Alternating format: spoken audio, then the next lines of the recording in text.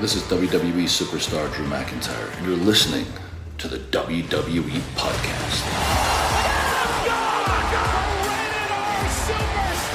The champ is the one that everybody wants, me. Becky Lynch is going to WrestleMania. Claymore! Austin 316 says I just whipped your ass. This is my iron. You're going to acknowledge me.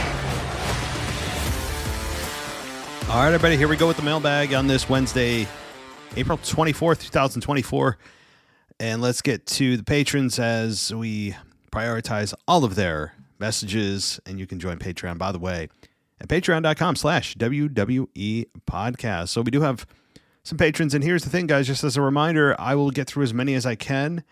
Any that I don't get to will be forwarded, okay, to Anthony DeMarco, who will cover them on his Friday After Dark show. So those of you that didn't get to hear it can hear it on the After Dark portion of our show, which is exclusively for those on the SmackDown tier and above on Patreon. But I'm going to do the best I can to get through as many as I can. So here we go, and enough rambling. Let's go to Shahar as we go to a couple of messages from her. This is from last week that I missed, and I'm trying to make good on all the patrons who I've missed over the last few weeks. With WrestleMania and the show growing, it's difficult. So let's go. So Shahar says, as a devoted listener of the podcast, as you know, I listening to everything you say about Cody, and I remember you said you're open to discussion, so I want to discuss something. Basically, I can't argue with the fact that Cody is a sensitive but emotional man. But from everything you say, it seems like that's all he is, and that's not true, in my opinion. He can be an emotional crybaby. This is indeed one side of him, no doubt. But he has another side, a tough, edgy, fierce badass. This side of him comes out mostly when he cuts promos during feuds.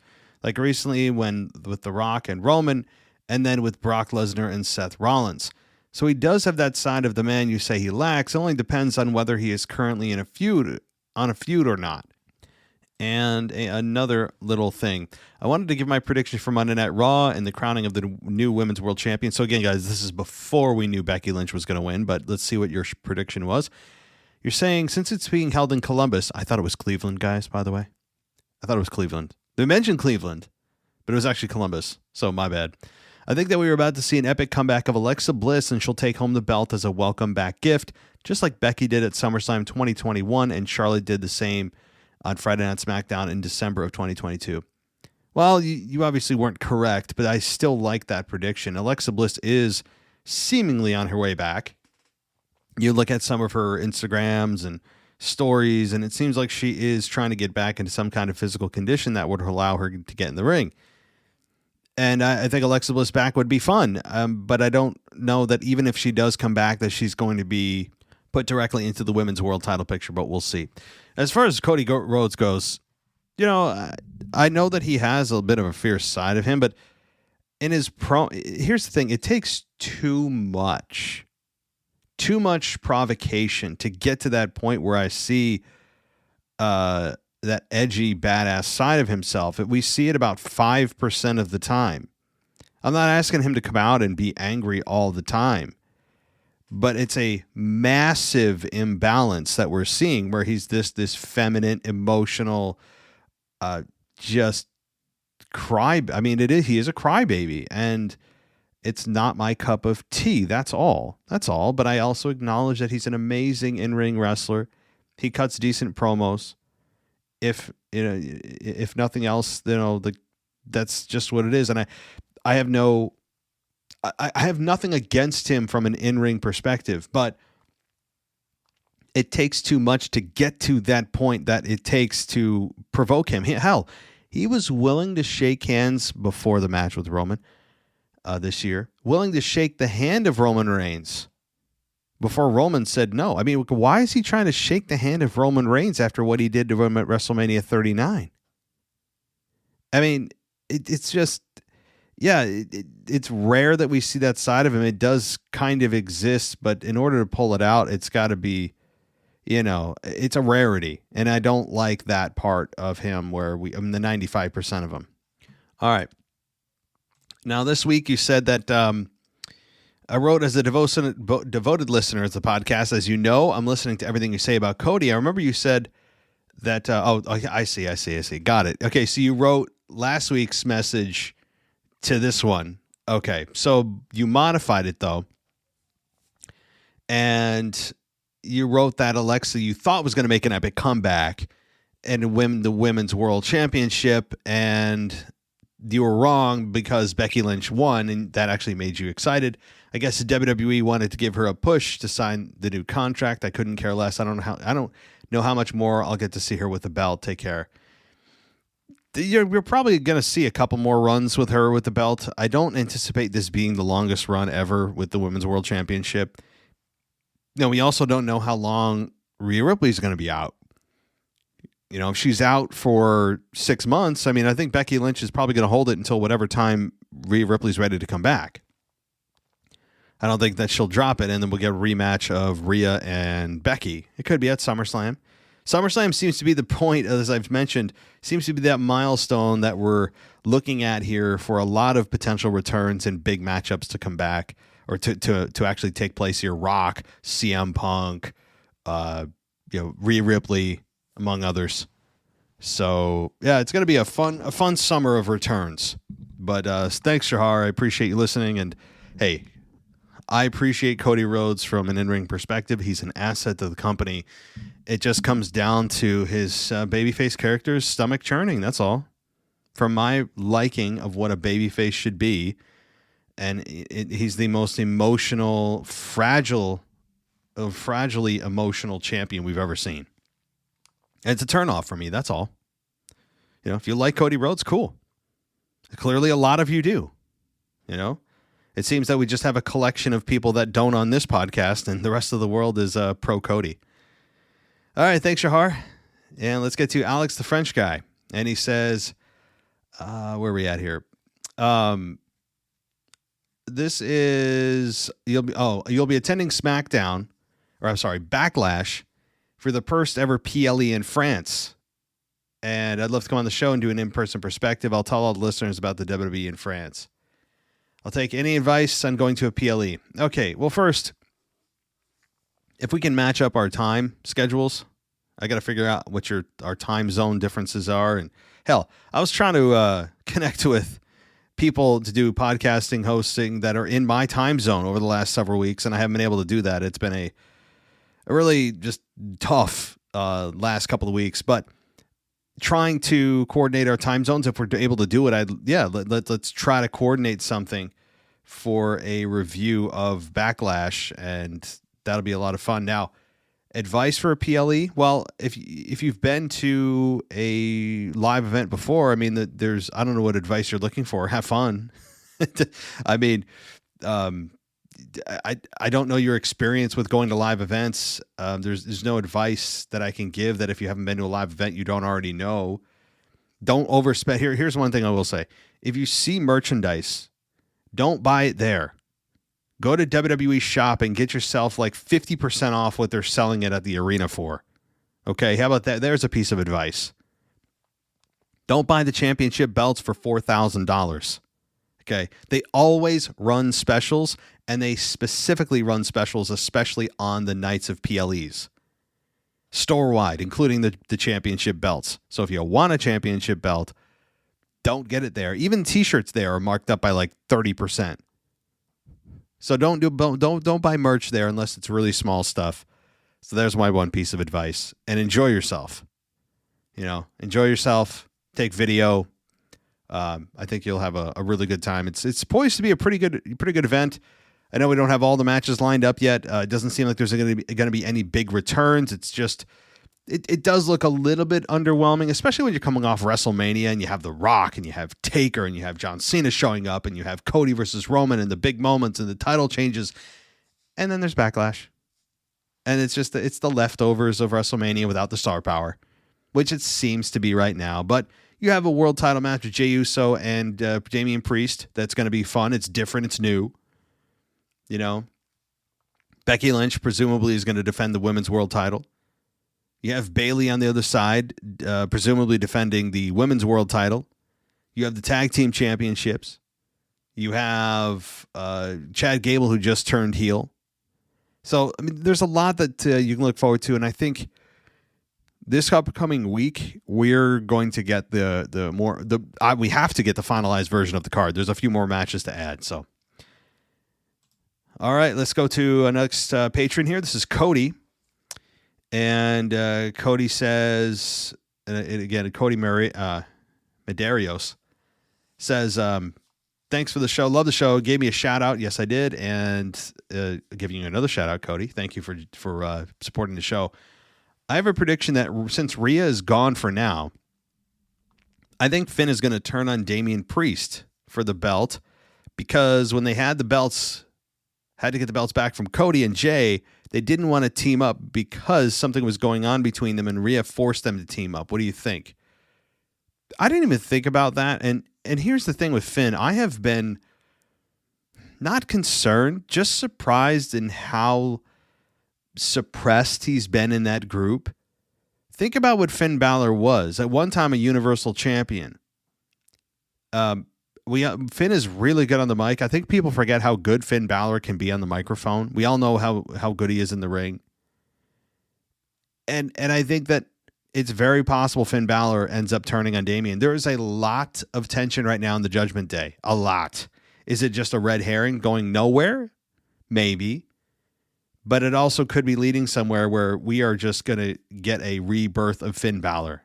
And I wouldn't hate that at all. I think there is some symmetry there.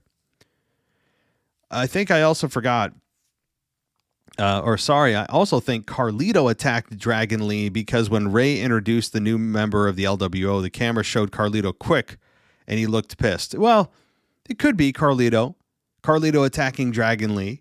Yeah, absolutely. It could be. I mean, it feels like Carlito has been an afterthought in this group. While the fans connect with him because he's a legacy star and he's still good in the ring and he's in great shape and he's still got that cachet about him, it doesn't feel like they're focusing on him where they want to bring up the younger talent. I mean, it could be Carlito just to give Dragon Lee the rub and help establish him as a star. But yeah, I don't know who else it could be, honestly. What is it going to be? Zelina Vega? Of course not, right? So maybe that is a better solution, Cody. I think that's a better one. Also, did you see the glitch code that brings you to a website? It came on at 1957 in minutes, and I'm pumped. I don't know who it's going to be, but I'm pumped. People are already speculating that it's Bo Dallas. I don't know who else it would be. Braun Strowman. I mean, like, who else could it possibly be other than Bo Dallas in Uncle Howdy or another version of a character we haven't seen yet that's tied to Bray Wyatt? Something like that.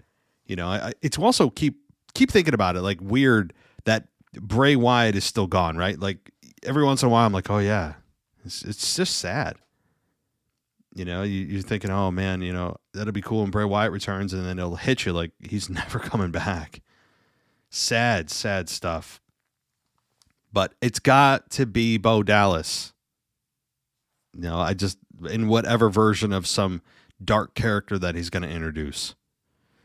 And I guess you can believe that. All right. Enough puns. Let's go to, where are we going? AJ. He has 2 words for the Cody Crybaby. Stop crying. That is all. Thank you and keep the awesome content. Well, straight and to the point, AJ. Thank you. Couldn't have said it better myself. A true scholar and a gentleman. Thank you, AJ. Yes. Stop crying. I mean, it is just so off-putting. Are we watching a daytime soap opera? I mean, sure. Yeah, wrestling is a man's soap opera in a way. But like, I'm not watching Days of Our Lives. I'm not watching The Young and Restless. For the love of God. I mean, like, I don't mind occasionally a tear or two out of emotion. This is just overload. It's soft. It's mushy. And I know for a lot of women, it appeals to women, and there's nothing wrong with that at all. The women have been more accepting of this Cody character because women are wired to be more emotional. That's all. It's not a bad thing. That, you know what the great thing is? Men are not women and women are not men. Thank God. That's why we both work together. That's why our civilization continues to thrive because we are not like one another. But when your primary audience are males 18 to 40, and that's still their key demo. For me, in that demo, who is now, oh God, I'm almost 40, so I'm almost outside their key demo. It's just off-putting. It's a turn-off. It makes me feel like I've got this soft, cuddly champion that's pandering to us. He even said, the worst part about this is not only he's smiling all the time, his bleach blonde hair, his dog, all that stuff. He even said the quiet part out loud a few months ago on Raw. He said, I'm here to put smiles on your faces. I'm here to make you happy, I think is what he said. What? What do you mean? I don't want you here to make me happy. How does that help me believe in your character? Being happy is a byproduct of the show you're watching. It shouldn't be their explicit goal. It's something that an emotion that happens if the show is good, if the character is good. But for the character to say that, it's just such an exposure of their own product. Like, what do you say? Like, it's just so gross. I mean, so I don't know. I'll leave it there because I'm going off the rails as I do with Cody. And thank you, AJ, for triggering me on it. I hope the rest of you follow suit. Thank you, or AJ. Thank you. My goodness. Okay, we got some more. Another patron, Matthew Brown. He says, I just wanted to get your thoughts on Dom and Liv. Do you think they'll have Liv take Dom away from Rhea? Also, Drew needs a world title run. He's probably the best character in the company. Every promo he cuts is phenomenal, and he's excellent in the ring. I hope that we're able to, him and WWE, were able to figure out his contract and give him the title run he deserves. I would think so. They wouldn't be investing time in a guy that isn't under contract or won't be under contract shortly. Be foolish. However, Drew does need a proper title run. I understand it's just part of the story and part of his character right now that he gets frustrated. He never is able to just enjoy the moment. He finally gets it, but then it gets cut short. All of that, I get that part of it, but also he just does need truly that moment and to enjoy it and a proper run. He really does. And it's not just for him as a person, which is, I think, very important, but also for the company. I think it would be awesome. We're seeing what the best of Drew looks like, and it's phenomenal. But as far as Dom and Liv goes, I didn't even think of that. Dom could be persuaded by Liv, and Dom is just going rogue lately, if you've noticed. Doing things without quote-unquote permission. Straying away. And I like that. A little bit of a love triangle going on with Liv, Dom, and Rhea. And Liv takes Dom away while Rhea's gone. And then Rhea comes back and attacks Liv and Dom. Ooh, you on to something, my friend. I like this. Thanks, Matt. Where are we going? Let's go to DJ Kuzmo. He says, hello, AEW podcast world. It's DJ Kuzmo back at it again in your mailbag show. I just realized that I almost forgot. The Kabuki Warriors are still the women's tag team champions because they haven't had a title defense in a division that does not exist for a long, long time. However, when Bianca and Jade become champions, it will just be the same repetitive no-show of a women's tag team division. What's the point of having the tag titles? Let me stop here before I go on a further rant. I mean, we've been echoing this sentiment since it was brought into existence with Bayley and Sasha Banks winning it. How many WrestleManias ago? And then there's a sign on Raw I saw that was prominent, and it said, we want more women's titles. And I'm thinking to myself, no, explain that one to me. They can't even manage the ones they have right now. You want to add more? No, absolutely not. More women's titles, while on paper would be, it's about equality. The men have mid-card titles. So should the women. It doesn't work like that. Or at least it shouldn't. Because you know what you're going to do by adding more titles? You're going to devalue every title that is in existence, because more of something means that if there's more of something, that everything in that category has less value.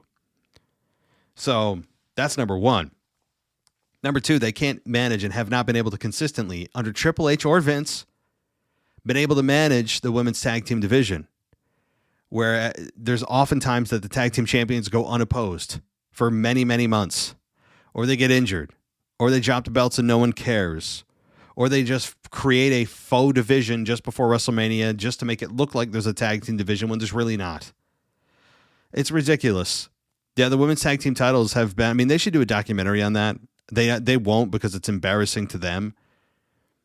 But when Bianca and Jade win, and they will, the only way they're losing them is when either Jade turns on Bianca or Bianca turns on Jade. That's it. Chad Gable had the most memorable night of his career, and he explained his actions as to why he attacked Sammy. I absolutely love this segment. He insulted the Alpha Academy and called them a bunch of losers. With that being said, with the seeming end of Alpha Academy before our eyes, I really hope that Chad and the Creed brothers create a new version of Alpha Academy alongside Ivy Nile. That's something I think that is a fun thought. Chad, I agree, did have a hell of a night. It is as good of a heel turn as you could have expected. Believable, confident. He came across like a total D-bag, insulting his group and then asking for their pledge of allegiance, so to speak, to him and him alone. It was awesome. But the Creed brothers, the new version of the Alpha Academy, there definitely needs to be some kind of yin to the yang, does there not? So yeah, I mean, I like that pairing. Lastly, my friends, follow the buzzards. Keep track of these QR codes, because it seems to me that the Wyatt Six is set to debut at some point this year, but who will the 6 members be? DJ Kuzma signing off. See y'all in the Discord chat for SmackDown, and the final Veer Mahan report is attached to this message. So, yeah, sad. I think it's the final Veer Mahan report. My gosh. Now, and I had a feeling, DJ, I warned you. And not that I'm not saying, I told you so, no. It's just, I had that feeling with how sparingly they were being used, the lack of consistency, the many months they weren't on TV. The writing was on the wall, and, we'll see what happens here. But the Wyatt Six, it could definitely be a thing. I would say 6 people's a lot. It's a lot of people. I don't know if I would have that many. I know the Wyatt Six sounds cool, and it was a faction that was thrown around for months while Wyatt was still alive. I don't know if I'd do it. I'd start with Bo Dallas and then slowly bring people in. Then I'd have to also see how the roster shakes out with the draft and then make my predictions. But, all right. Let's go to Dino. And he's from Scotland. All right, so this is a long one, and you're apologizing. So I don't know if apologizing in advance makes it okay, or if you... I don't know. Let's see how annoyed I am by the end of this email. I mean that respectfully, Dino. Let's see what happens. All right. So this morning at 10 a.m., the Clash at the Castle Scotland and SmackDown combo tickets went on sale. I've included a picture of the price list in this email, and I've already posted it in the Discord chat. The prices you see in the picture is for one person per night. It was 175 euros, I think, right? Euro. Do you guys have the euro? So bad. I don't even know the currency you use over there. I think it's the euro. For the cheapest seats, way up at the top, at the back. Times that by 2 as is combo tickets, so it's only as... It's combo tickets only, so 2 tickets. I don't understand. Okay. 1 for each night and 350 euros for the cheapest combo tickets. Now, if you had a family member that wanted to go, that's a total of 700. Crazy, right? In comparison, I see the cheapest ticket for a regular Monday Night Raw in the U.S. is only $25. I've seen people say that it's costing them over $1,000 per night for just a decent seat. The seats I was going to go for came to a total of 1,100 euros for both nights. For me and my dad, that was the second cheapest option. Just insane. It's safe to say I'll be watching at home, which will be kind of weird at the same time knowing the actual PLE I'm sitting watching is literally happening not far from my house. It looks like SmackDown could be affected by the football on Friday, as I mentioned in the previous email. While I was on the website, I saw that it's not possible to transfer just one ticket to somebody else, and you can only transfer your combo tickets for both nights. Therefore, SmackDown may be affected because people will be unable to sell their SmackDown tickets and stay at home and watch the national team play the opening game of the Euro 2024. And yes, it's football, i.e. soccer. Yeah, to you guys, just to clear that up, and you had no idea which one I got, I'd laugh out of you. Again, when I hear football or whatever, like I'm like, soccer. To the United States, it's soccer, which is like, in our top 5 sports, as I've said, is like number 5. Again, there's like almost no soccer fans here.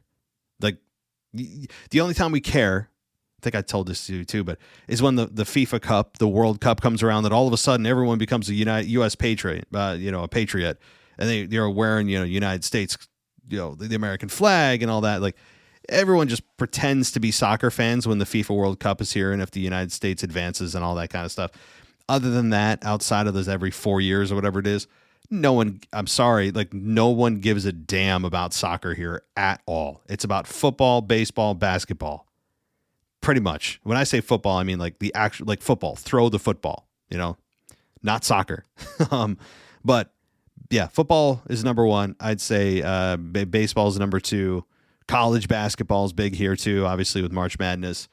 But anyway, I don't want to get into U.S. culture here. Let's continue.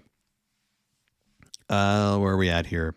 So the Euro 2024 is Europe's version of the World Cup. In Africa, they have the Africa Cup of Nations, or in Asia, the Asian Cup, and the FIFA World Cup being where teams from every continent compete in the biggest international tournament, which your country is hosting in 2026. Oh, is it really?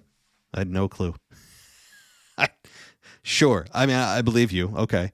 A quick education class for you there. No, I appreciate it because I have no clue about soccer. And when I say there's no soccer fans here, like I'm being a bit broad in that generalization. I know I'm painting everyone with the same brush here, but I mean, like it is hard pressed to find somebody here. Like if you just went up to somebody random on the street and said, are you a soccer fan? They'd either laugh at you, or you might get 1 out of 20 or 1 out of 50 that say, yeah, I love soccer.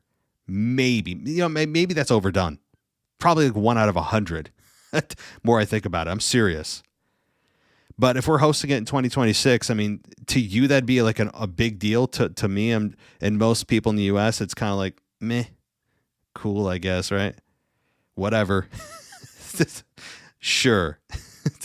I mean, yeah, okay. I mean, you'll see excitement and fake excitement from the United States fans because it's here, and then 5 seconds later they won't care at all. No one will watch. The United States soccer team does not exist unless they do well, and then everyone's on the bandwagon pretending to care, and then they immediately erase it from their memories when they lose. So there might be some empty seats at SmackDown. One last thing, I'm pretty sure Triple H said something along the lines of WWE remaining affordable for everyone to go wherever they go, his WrestleMania press conference. So if that's the case, what the hell? 175 is definitely not affordable to everyone, and we're supposed to be in the middle of a cost-saving crisis over here, or cost of living crisis. It's basically just a case of who has the biggest D in financial terms. A D-waving fest, if you will rant over. Sorry for the long email. That's all for this week, due to my long rant and being conscious of time. So, okay, now that is a lot of money. Now, if the SmackDown tickets here are $25 and yours are what, $175 for the cheapest seats? Again, it's not apples to apples, right? So like 175 euros is how many United States dollars? Like I'd have to do some quick calculations on that. And I just did here with the magic of audio editing. So, okay, this is even worse than I thought. Okay, so here's the equivalency of 175 euros is 187 US dollars. Oh, I thought you guys were like Canadian currency, where it's like 175 would be like $100 to us or something. In fact, you have a stronger currency than we do, because in order to trade one of your euros, I'd have to give you $1.07 of the US dollar. So you actually have a stronger currency. Now, I'm thinking the reason that it's more expensive is that it's costing WWE a lot more money to travel overseas. You know, like they're not just trying to gouge you. I mean, they're trying to make money, of course. They're a for-profit organization. Making money isn't the worst thing in the world. That's what they should do. But $175 and then $350, which is like probably like what, nearly $400 here. Oh my God. And that's for crappy seats. See, that's the weird part. If you at least had lower level decent seats, like, okay. But my God. Now, I haven't been to a PLE in quite a while, but I don't think even the cheapest seats for a PLE, even for WrestleMania, I think you could have got tickets under $100 if you had the crappiest seats, which I wouldn't recommend. But that's really bad. Again, I would think that it's WWE passing the cost of going to France on to you guys, and knowing that the fans are passionate and they don't visit there often, so they're hoping that a lot of fans go because they know they're not going to get another chance, so they're just going to suck it up, pay the money, and deal with it. And I don't know if it'll be a sellout, but it'll certainly be thousands of fans there, even though it's really expensive. And as you said, there's a Euro 2024 soccer tournament of sorts going on, or I'm sorry, football, as you call it. Soccer, I keep saying soccer, tournament going on there. They have a couple of big detrimental factors that I think may affect their sold out streak that they have been very forthright in sharing with the fans. But all right, Dino, well, enjoy it from your home, but don't feel bad. It's a lot of money. And to be fair, looking at the card, it looks kind of just like a bigger SmackDown. It doesn't look like anything earth-shattering. You're not going to get The Rock. You're not going to get Austin. You're not going to get Taker. You're not going to get John Cena, most likely. You know, Seth Rollins is on the shelf. He's injured. He'll be slated to come back later in the summer. You know, Rhea Ripley is not champion anymore. She's injured. I mean, a lot of major injuries and star power gone. So I really wouldn't feel that bad. Not going to say it's not going to be a good show. I'm sure it will be, but compared to WrestleMania, you're not. I don't think you'll come off the event going home, man. I wish I went.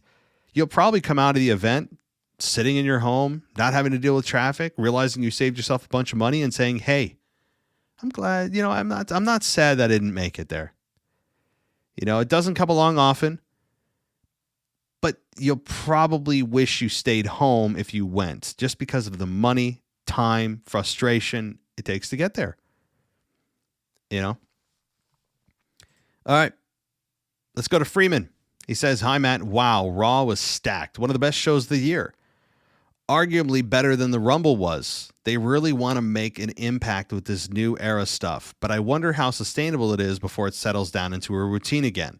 I'm all about heel Chad as a drill sergeant for Alpha Academy, a la Full Metal Jacket. I don't know if they're, first of all, I don't know if they're going to settle down. There will become a routine, and it is only, it's inevitable that the product flattens a bit. It's impossible to keep it on an upward trajectory. As you said, the sustainability of that upward trajectory is very difficult to sustain. You just can't. You have to have a plateau, period. And that's normal. I mean, if we see it or feel it, it's not the best time to be, you know, it's not engaging, it's not riveting television, but it's also normal. Okay, so we have to realize that as wrestling fans, that the product will flatten a bit, because that's what this industry does, along with a lot of others. But yeah, Chad Gable, heel Chad is awesome.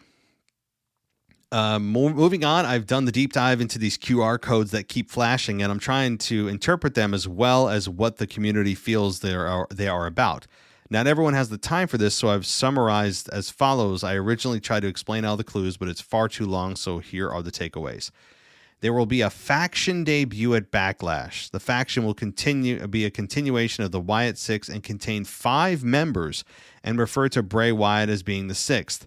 The members of the faction will be Uncle Howdy, Joe Gacy, Alexa Bliss, Nikki Cross, and 2 unknowns. Although some people believe they will be Dexter Lumis and Eric Rowan. Most of their imagery involves crows and remembering who you used to be, meaning it's likely going to be very cult-themed, going back to the original roots. My personal take is there's going to be a lot of imagery of nuns. Sister Abigail will be the leader this time. Information is sparse, and most of this could be wrong. Some of it even contradicts itself, but all signs point to Backlash for the reveal. True, Freeman. You know, I just criticized that the Wyatt Six has too many people, and ultimately I think it will have too many. I mean, I think the LWO has too many. I like the Final Testament, but if they're not going to use the people that they have, then there's too many there. Factions to me are 3 to 4 people. Not 5 to 6 starts to get overcrowded, but I do like your members. Uncle Howdy, which is Bo Dallas, Joe Gacy, Alexa Bliss, Nikki Cross, and then just 2 unknowns. I mean, it could be Dexter Lumis and Eric Rowan. It could be whatever. I mean, I've heard Braun Strowman. I would not put Braun Strowman in this.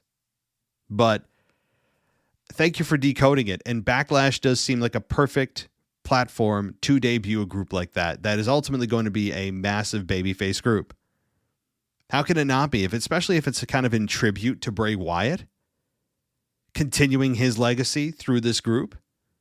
Hell yeah! You know, you're going to get a big time reaction. So.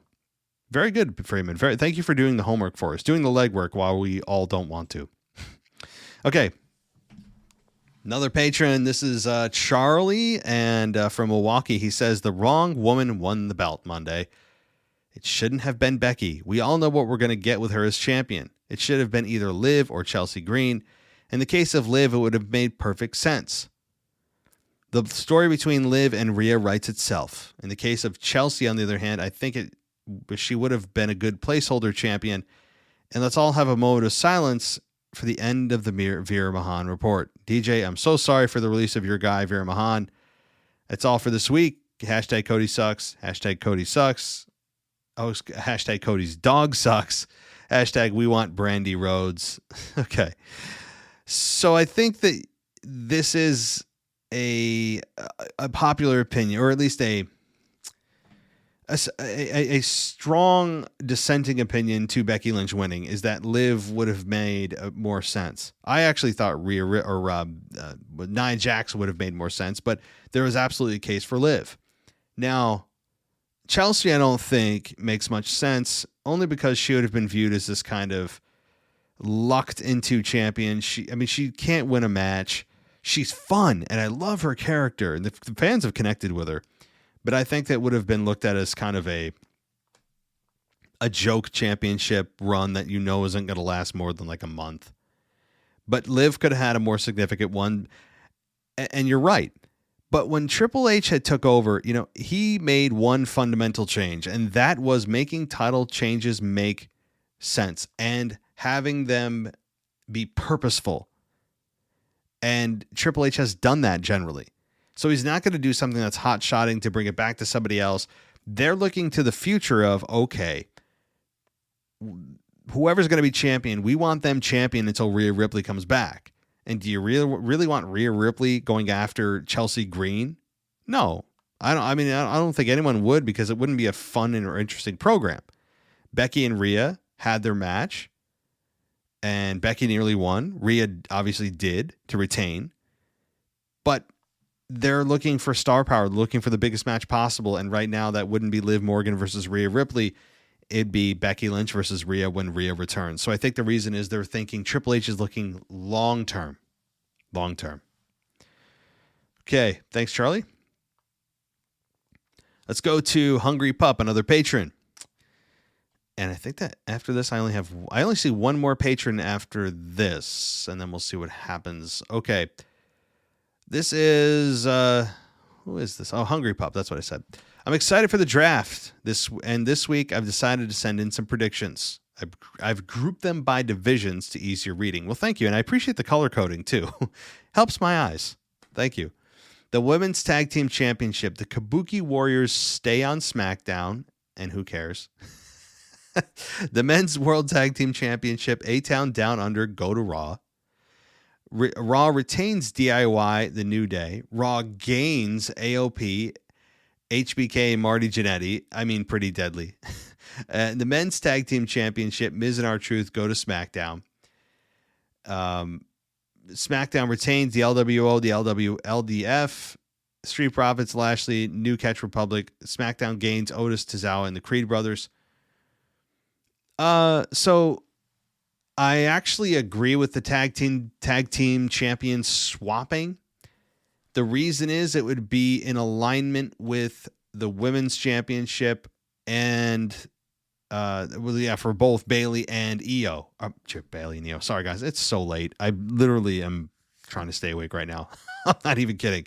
So with Bayley and Becky, each of them have a championship that would align nicely with the tag team championship coming to their brand, if they are both staying on their brand. Now, so in other words, you have the women's world champion on Raw, Becky. If she stays on Raw, you have the world tag team champions coming to Raw. Conversely, on SmackDown, with Bayley being the women's WWE champion, you have the WWE tag team champions come to SmackDown. I think that's makes sense. So good stuff. Now, you have Otis and Tozawa going to SmackDown. I think that's very possible, but I don't see Chad Gable in here yet. So I don't see them. I don't see him in your predictions. But I think there's going to be a bit of a program between Otis, Tozawa, and Chad Gable before they end up splitting. So wherever I think Tozawa and Otis go, so does Chad for the time being. So Bayley to SmackDown. SmackDown retains Dakota Kai, Jade, Bianca, and Naomi.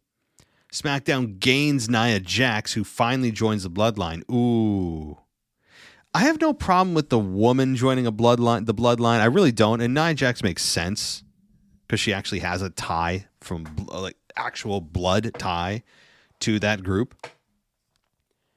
Just nervous that when you bring a woman into a man's group, and then you guys know where I'm going with this. It's not my favorite cup of tea when you have a woman who's essentially got indefinite immunity because she's a woman who just is able to attack men a la Rhea Ripley and others. And then the men either pretend that they're going to retaliate and never do, or they just stand there with a mean face. I hate it. I hate it. So I hope that they don't do that. But Nia Jax joining the group would be a lot of fun and makes sense. It's logical. I just don't know what she would do because it seems like they're building to a tag team match of Tama Tonga and Solo versus Jimmy and Roman. Eventually, Rock will get involved, and I think he's the one pulling the strings on Tama Tonga and Solo. But we'll get there when we get there. I think we're in a fun new chapter of the Bloodline. Okay, Becky Lynch to Raw. Chelsea Green. Raw retains Chelsea, who wins Money in the Bank. Liv Morgan, Rhea Ripley, and Raw gains Tiffy Time and Charlotte Flair. There's a name I feel like we haven't heard in a while. Charlotte Flair. Yeah. Boy, add that to the list. Can I remember all the injuries here? Charlotte, Seth, Rhea, CM Punk. I feel like I'm missing one. There's 4. But, I mean, I don't think anyone else. Now, obviously, The Rock and Roman are gone, but not because of injury. So, anyway, United States Championship. Logan Paul is to SmackDown. SmackDown retains Kevin Owens. SmackDown gains Ricochet, Chad Gable, and Dirty Dom. There you go. Okay, so Chad and his group will be there as well as Dirty Dom. And the Intercontinental Championship, Sami Zayn to Raw. Raw retains Big Bronson Reed and Jey Uso. Raw gains LA Knight. And the World Heavyweight Champion, Damian Priest to SmackDown. SmackDown retains AJ Styles, Solo, and the Bloodline. SmackDown gains Sheamus and Finn Balor. The only problem I have with that is I don't know if they want to. I mean, maybe they do. Maybe they want to swap the belts, but that championship has been synonymous with SmackDown for such a long time. No, I don't hate it. I like this. Okay, Cody Rhodes to Raw. Raw retains Seth Rollins, Drew McIntyre, CM Punk, and Gunther, and Raw gains Randy Orton. My entire house popped when Nia got eliminated on Monday night. Hungry Pop. Well, yeah, I mean, Nia Jax is not a beloved character, but that's a compliment to her. I mean, the fact that she made it to the final three kind of tells you what they think of Nia Jax, and they're high on her, and rightfully so.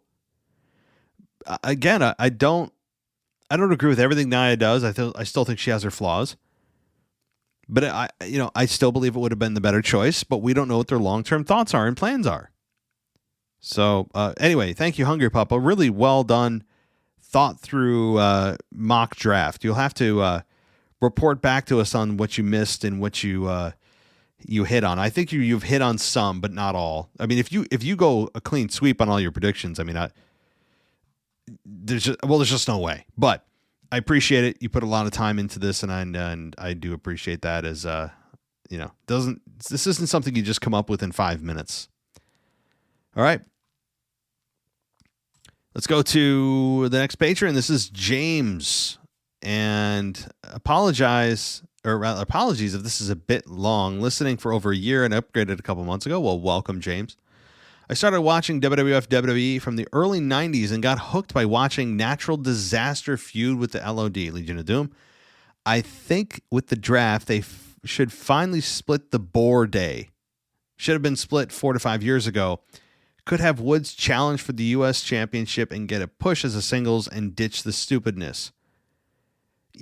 I mean, I've been barking up this tree for probably more than 5 years. Like, it has been, I think they debuted in 2014. I'm pretty sure. The New Day concept. Remember they were Vince McMahon came up with them as like preachers or something. You should go look at the vignettes they came up with for the New Day originally. It's hilariously bad. But then the crowd started to cheer for them because they were so damn entertaining.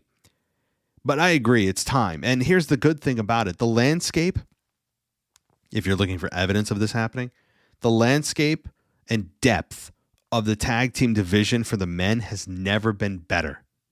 So if the New Day go bye-bye, it's not going to hurt the tag team division one bit, because to be fair as well, the New Day haven't exactly been used outside of the last couple of weeks consistently on Raw. They have been an afterthought. We know what the tag team division looks and feels like without them because we did it for months.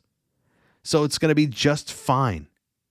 And I would agree there's no better time to break them up and have, honestly, Xavier Woods is very good in the ring. We know what Kofi's capable of. But I don't know if they'll do that. We would also love to see Breaker versus Zayn in a feud, and possibly Chad and the Creed brothers forming a faction to face Lashley and the Street Profits, who I still feel need a name in their own music. Well, again, I think they came up with it. It's the Pride, right? Didn't Lashley and the Street Profits, isn't it officially the Pride? It might be. But Gable and the Creed brothers, boy, you talk about the amount of wrestling ability in that group, if it ever comes true, is collectively more than like my state of New York. I mean, seriously, like combined, the wrestling ability of those three men. My God, if you want a classic, pure wrestling match, put them together or even face one another, right? But, I like that a lot. There's a lot of similarity there. But it's tough. Here's the thing. Predictions are tough right now because we don't know the lay of the land with the draft. What's your opinion on Drew's contract apparently ending in May? With Clash at the Castle being in Glasgow, he'll surely be in the main event with it a few miles from his hometown. Love the show. P.S. Glasgow was pronounced Glasgow. Oh, crap. I forgot. That's right. You did that to me last time. I keep saying Glasgow. That's wrong. It's Glasgow. Whoops. All right. So Glasgow. There we go. Okay. I think that Drew's contract has been quietly re-signed.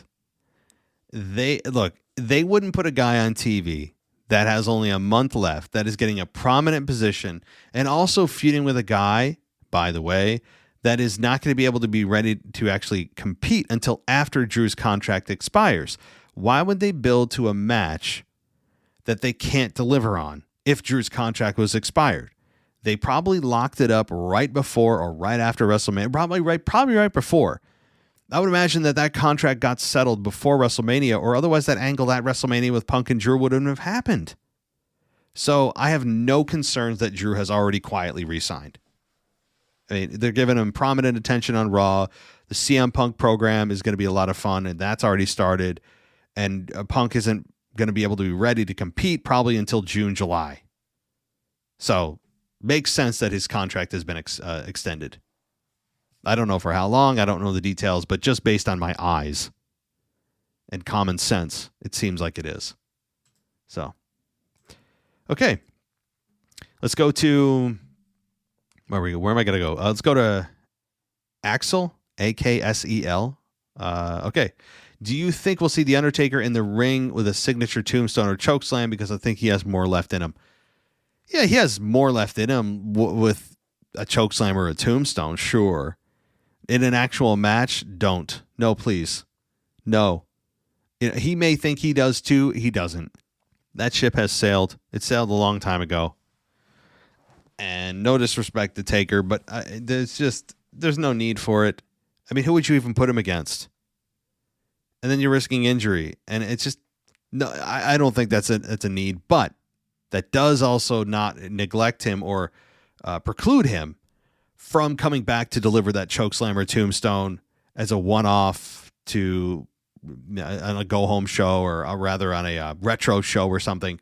Those are always fun. Let's get to one more email and we'll wrap up the show here.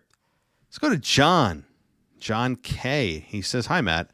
I first wanted to start out by saying I think my favorite moment at WrestleMania was Roman trying to do the crossroads on Cody.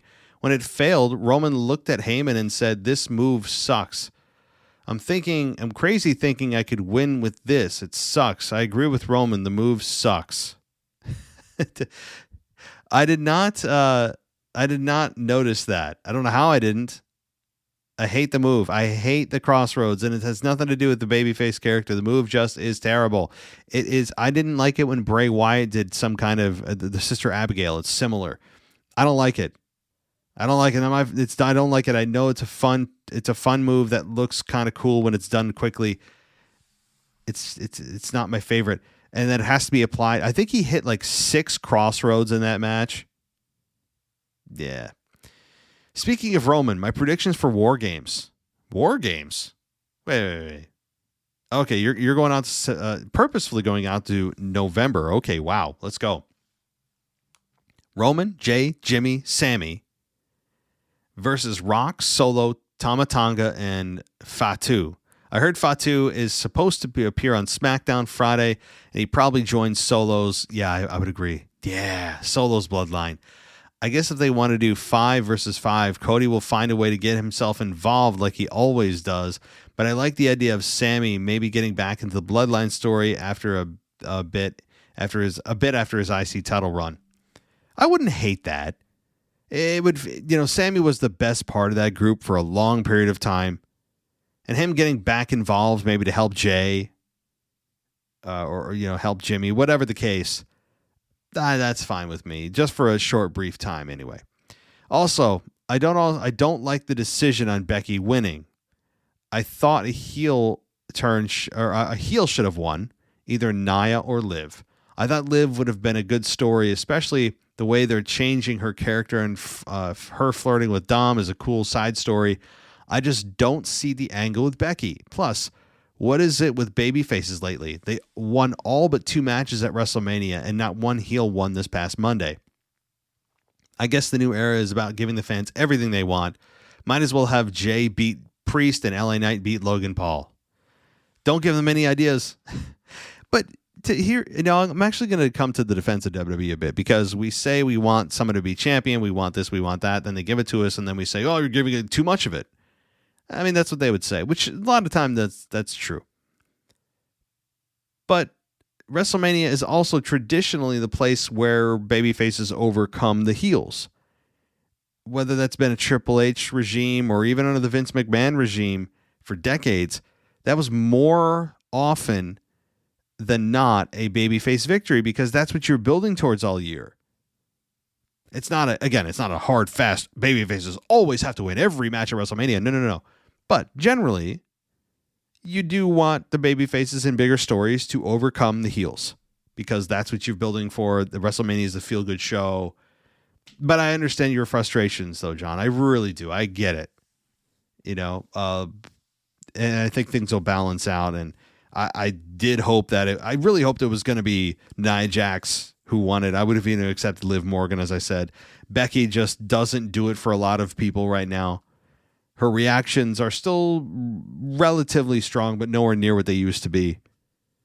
So we'll see what they do with her and see how the crowd continues to accept her or maybe start to reject her as champion. They got to be very careful now with Becky. So, all right. Thank you so much, John. That'll do it for me tonight, guys, with all the emails. I crammed out all the emails in an hour, but the voicemails, I may try to get to them myself, but as I said at the top of the show, it may also go to Anthony DeMarco. And if we do have the email, or rather the voicemails go to Anthony, those are going to be covered on the After Dark version of the show that's available only on the SmackDown tier and above on Patreon. So get yourself signed up if you haven't already. There's a free trial available. Many of you take advantage of that. I know you do, and I would too. So I appreciate it. And you can also head on over to Apple Podcast if you want to get yourself an ad-free experience there. And I want to also give a shout out to David Sism, who joined us on the Patreon side of things. And, I think you'll enjoy your SmackDown level free trial. That'll do it for me tonight, guys. Thanks so much for joining me. Take care, and I'll talk to you next time. Thanks for listening to the WWE Podcast. Don't forget to subscribe on your favorite podcast app so you don't miss a show, or head to WWEpodcast.com. And for all of these shows ad-free, head over to patreon.com/WWE Podcast. Until then, we'll see you next time.